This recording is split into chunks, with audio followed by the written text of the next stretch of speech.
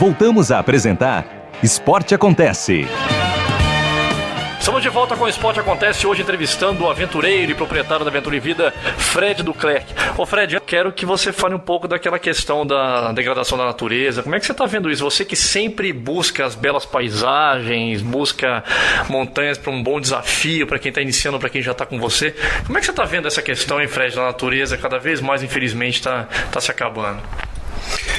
Olha, eu vejo isso com um pouco de tristeza, mas ao mesmo tempo eu vejo com esperança.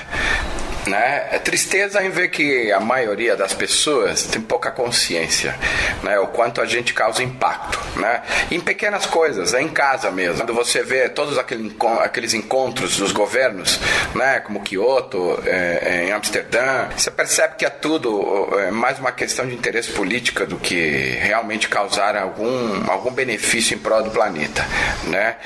Quando eu falo esperança, eu vejo assim nas crianças, né? É o que eu falo, eu tenho filhos pequenos e todo dia você fala que não pode abrir a torneira muito tempo porque a água do planeta vai embora, ela no terceiro, quarto dia ela já faz isso de maneira automática.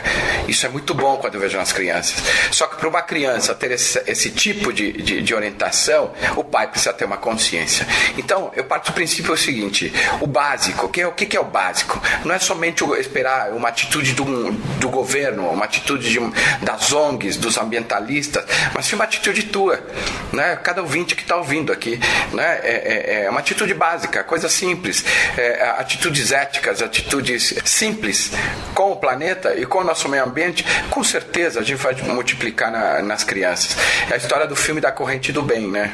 Claro. Cada um vai passando, que vai multiplicando, e quando você vê, é um exército de pessoas multiplicando coisas, né? Do bem com o meio ambiente. Para você, qual que é o grande objetivo de se fazer um esporte, que isso é fundamental até para a saúde, hoje em dia cada vez mais aumenta a questão de obesidade, diabetes e tal, mas não somente uma atividade física. Por que a pessoa que está ouvindo o programa tem que fazer, na sua opinião, montanhismo, track? Então, por quê? Além daquilo que você falou lá atrás, que é de se descobrir.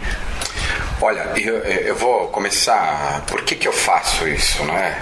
Eu comecei, acho que eu aprendi a ter essa consciência de que a relação que eu tenho com o montanhismo, com o trekking, né, é uma relação mais espiritual, muito mais que profissional. Então, quando ela chega nesse nível, a dedicação é outra, né? O que eu diria para as pessoas, que eu percebo, né, a maioria das pessoas que me procuram, tá?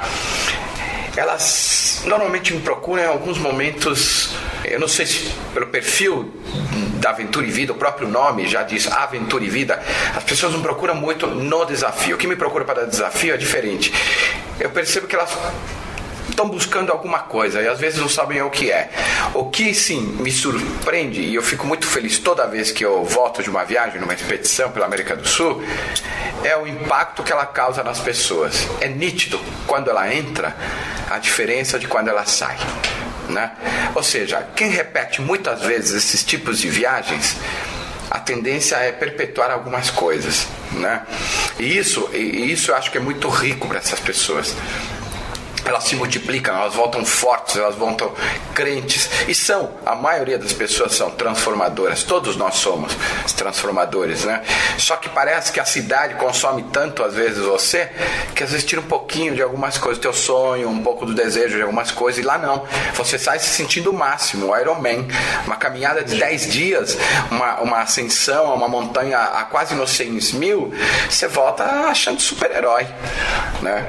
Fred, seria mais ou menos isso que o Luciano falou, a Ângela, que faz com que as pessoas procurem o montanhismo, assim, para não se frustrar, vamos dizer assim, são um dos elementos importantes para falar, poxa, é mais legal do que eu imaginava poxa, eu vou ficar perdendo meu tempo subindo montanha, não tenho capacidade disso e tal. A pessoa de repente se sente tão inferior, para quando entra num ambiente no qual são no máximo 12 pessoas e cada um com o seu tipo de desafio, o seu tipo de objetivo, acaba criando uma família. E aí É uma paixão que fica e vai até o fim, é isso mesmo? É uma paixão que fica. Você já teve, para resumir, você já teve pessoas que fizeram uma aventura que gostaram e talvez achassem que não fossem gostar, mas que continuam até hoje ou não? Alguém saiu fora? Olha, esses tipos de situações, elas existem, né? Eu acho o seguinte, vou voltar a falar num ponto que vejo muito, principalmente em pessoas que moram em cidades grandes como São Paulo, Rio, né, Curitiba, BH, que é a maioria das pessoas que viajam comigo. A cidade, ela tem um poder de minar você um pouco. E as pessoas tendem a achar, pela própria insegurança que a cidade provoca, elas se sentem inseguras às vezes, porque é impossível você não se seduzir com uma imagem de uma montanha linda, nevada, ou não necessariamente nevada, uma montanha tropical como a nossa, que linda, que os europeus amam, toda verde. Se subestimam de que maneira? Será que eu consigo? Né? Consegue. Acho que ali um papel, não só o papel da Aventura e Vida, mas todas as boas empresas que tem no Brasil e nesse setor, é de emprestar esse conhecimento, né? De emprestar esse conhecimento e levar essa segurança. O Luciano falou uma coisa muito interessante que me veio à cabeça. Independente de viajar comigo, né, ou com qualquer outra empresa, chega um ponto que o aventureiro ele evolui muito rápido, né? Da primeira viagem até a terceira, quarta, ele já ganha uma força, uma autonomia, uma vontade de querer mais, que ele voa.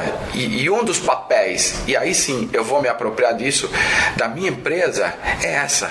O meu objetivo de uma pessoa que viaja comigo é que na quarta viagem ela não precise mais de mim, né? Porque quem me procura? Me procura é quem não se sente seguro para ir nesses locais. É isso que eu queria aproveitar. Como é que você trabalha esse emocional de uma pessoa que de repente não se sentia apta, tá fazendo uma viagem, um montanhismo, enfim, uma coisa que para ele, imagina, isso aí é tranquilo, eu faço com o pé nas costas, mas chega na hora não é nada disso, e no final da viagem fala, pô, Fred, obrigado, nossa, cara, você não sabe como foi bom eu me conhecer.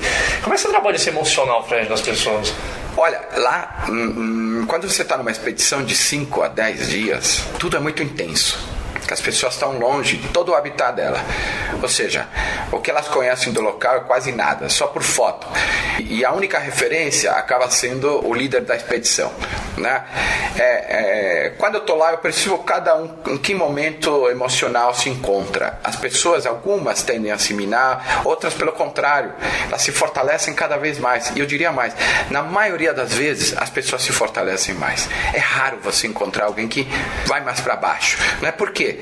Já no primeiro contato você já dá uma triada nisso. Entendi. Você tenta agrupar pessoas, porque não é uma pessoa só de São Paulo, são pessoas do Rio. Eu tenho uma grande parcela de clientes, por exemplo, de trekkers que me procuram, que são do Rio, né? Brasília está me surpreendendo demais, né? Outros estados me procuram. Então, o que elas querem? A maioria procuram agrupar, ter pessoas, contato com outras pessoas, experiências com outras pessoas, né?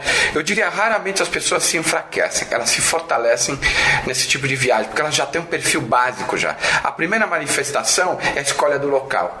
Entendi. E o segundo é quando você tem contato com ela. Então você mais ou menos já sabe onde que pega. É o chamado o pouco é muito, né? De repente o cara acha que tá levando 15 quilos, pô, tão bonito. Aí de repente com 10 ele já resolve a viagem dele de um jeito super mais tranquilo. Mas você sabe que hoje em dia, falando de equipamentos, nós temos equipamentos excelentes no mercado, né?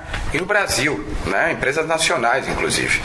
O que se leva, a ideia que se faz, né? E às vezes vendido de uma maneira errônea pelos filmes, principalmente, de que você vai para uma montanha e que tem que levar muitas coisas pesadas e que tudo vai ser um inferno, né? Que tudo muito assustador, né? Assustador. E não é. Na verdade, se você está bem planejado, se você está independente, primeiro, você está bem planejado, está com os equipamentos adequados.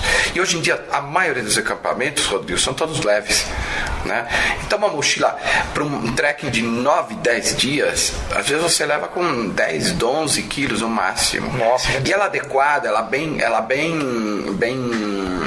ajustada, né? E quando eu falo equipamentos, nunca, jamais compre equipamentos de baixa qualidade. Compre bons equipamentos. São eles que seguram você e te dão segurança na montanha. Isso não tem preço, né? Não te deixam na mão.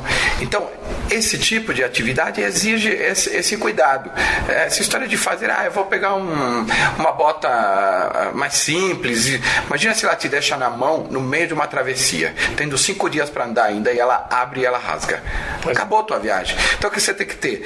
Você tem que ter uma bota adequada, uma bota de qualidade, uma bota que garanta que aquilo que você vai mais usar, que são os pés, né, ela vai estar bem no final. Isso é né? importante para o ouvinte entender, porque de repente está se perguntando, pô, Rodrigo, mas questiona aí se é um esporte caro. Isso é muito relativo. Você pode ir por conta e risco de comprar uma coisa que não seja o apropriado, o indicado, ou você pode comprar aquilo no qual você faz uma aventura, se apaixona, como de fato o Luciano e a Ângela se apaixonaram, falou, pô, eu fiz uma para fazer várias, mas com um material adequado, no qual você não vai precisar trocar tão cedo. Quer dizer, então é muito relativo essa questão de preço, e vale ressaltar também que é um esporte onde caminham sim homens e mulheres juntos, não é uma coisa de mais para homem, mais para mulher. A prova está aqui, a Ângela hoje, o Luciano, que fizeram aí a Patagônia junto com o Fred. E aí, Fred, para não assustar o ouvinte, mas de tantas viagens interessantes que você fez, você tem uma aí agora no roteiro pro ano que vem, que é o chamado Trekking do Fim do Mundo. Vai assustar o ouvinte ou não? O Luciano e a Ângela vão fechar com você essa viagem. Como é que é essa viagem Trekking do Fim do Mundo, rapaz? Olha, o nome pode criar, o fim do mundo, será que eu só vou? Não, na verdade você vai e você volta também.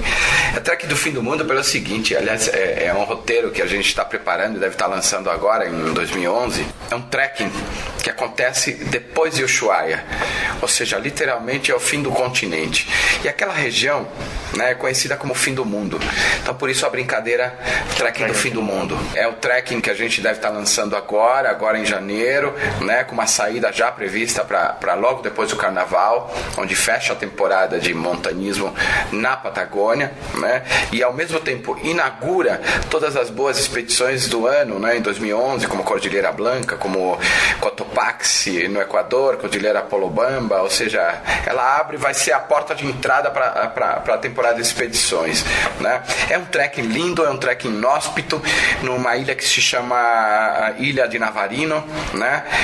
Tem uma cordilheira linda, que são Los Dientes de Navarino, né? Navarino, para quem deve ter curiosidade do nome, Navarino é um herói indígena, né, que lutou na libertação, né, da colonização espanhola no Chile. Então leva o nome de uma personagem muito respeitada no Chile, é um herói, né? O Chile tem muitos heróis indígenas, né? Como Colo-Colo, as pessoas associam somente ao clube, mas Colo-Colo foi um dos maiores chefes e guerreiros indígenas que o Chile teve, né? Então é um trekking realmente fantástico, Rodrigo, é um trekking desafiador, não é para iniciante, vai ser um trekking para aqueles que já têm uma experiência em trekkings de 5, 10 dias, né? É um trekking onde estamos expostos a ventos muito fortes, pode nevar, pode chover, tudo no mesmo dia, ou seja, é só para os melhores trekkings. Então isso vai ser bem interessante, com certeza vai se tornar um dos melhores trekkings da América do Sul, daqui a alguns anos, não tenho dúvida que vai ser do circuito de elite mundial dos melhores trekkings. Deixa os contatos aí, Fred, para o ouvinte conhecer um pouco mais da Aventura e Vida, saber quais são as viagens que você já fez, para quem não acompanha o primeiro programa, enfim, são muitas viagens interessantes, não é à toa que eu repito esse programa, porque tem essa importância de mostrar o que é a Aventura e Vida, quais são as viagens, quais são os objetivos. Você acabou de falar a história do índio, quer dizer, é uma viagem no qual você ainda tem um pouco de cultura também, você cria uma identidade com determinada região, isso é legal também, né, Fred?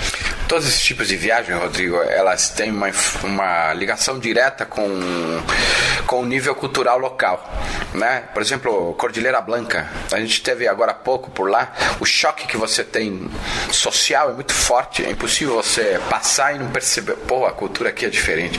E a nossa América do Sul, Rodrigo, ela é maravilhosa, ela até é rica em história, é um continente novo comparado à Europa, mas com muita história, né? Com relação aos meus contatos, contatos, pessoal, é muito fácil. É aventuraevida.com.br. Quiser me adicionar no Facebook, me procure como Fred, com 2 Ds e um Y, Duclerc, D-U-C-L-E-R-C, né? E se quiser conhecer um pouco mais do meu trabalho, da Aventura e Vida do Fred, digite os nossos nomes, ou Aventura e Vida no Google, ou Fred Duclerc no Google. O telefone de contato em horário comercial, né? Para quem é de São Paulo, é o DDD 11, é o 2507-4480. 2507-4480. Obrigado, viu, Fred? Sucesso aí para Aventura e Vida. Obrigado. Continue aí fazendo essa viagem fantástica com os novos integrantes, colocando as pessoas cada vez mais conscientes em relação ao meio ambiente, em relação à vida.